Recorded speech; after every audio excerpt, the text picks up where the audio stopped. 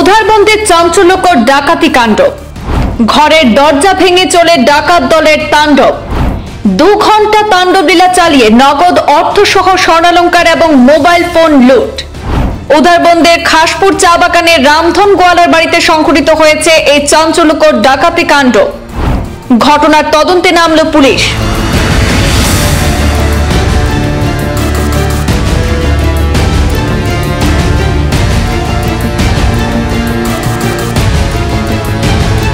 রামধন গোয়ালা জানিয়েছেন, প্রতিদিনের মতো পরিবারের সবাই খাওয়া দাওয়ার পর ঘুমিয়ে পড়েছিলেন। রাত 1:30 নাগাদ তারা শুনতে পান তাদের ঘরের পেছনের দরজা ভাঙার শব্দ। কিছু সময়ের মধ্যে ঘরের দরজা ভেঙে 6 জনের ডাকাত দল মুখে কালো কাপড় বেঁধে ঘরের ভেতরে প্রবেশ করে। তারপর রামধন গোয়ালা এবং তার ছেলে রমেন গোয়ালাকে বন্দুক দেখিয়ে তাদেরকে বেঁধে ফেলা হয়। প্রায় 2 ঘন্টা ঘরের ভেতরে তাণ্ডবলীলা চালিয়ে নগদ 70,000 টাকা, 2টি মোবাইল হ্যান্ডসেট, সোনা দানা হাতিয়ে নিয়েছে ডাকাত দল।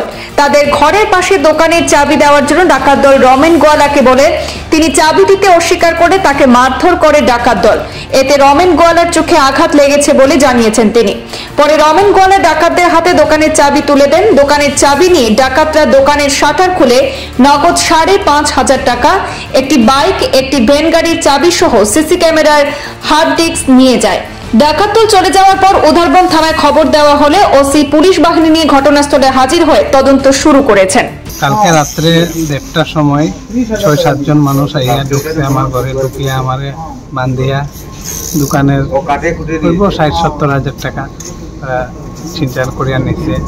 নিয়ে আমার দোকানে গেছে, দোকানের চাবি নিয়ে দোকান থেকেও আছে 4-5,000 টাকা গাড়ি এটাও নিচে নিয়ে বাকি ঘরের জিনিসপত্র ছিনতাইয়া গেছে।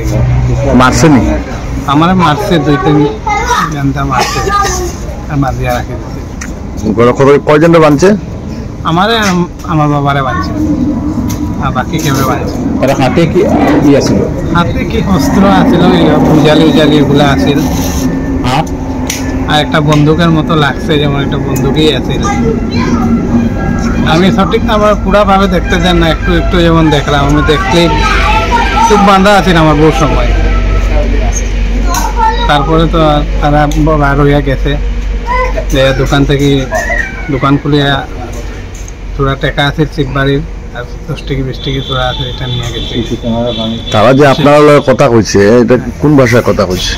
এটা তো হিন্দি, পিওরিটি হিন্দি কইছে না, এটা যেমন একটু পিওর টাইপ লাগে, যেমন ভাঙ্গা ভাঙ্গা।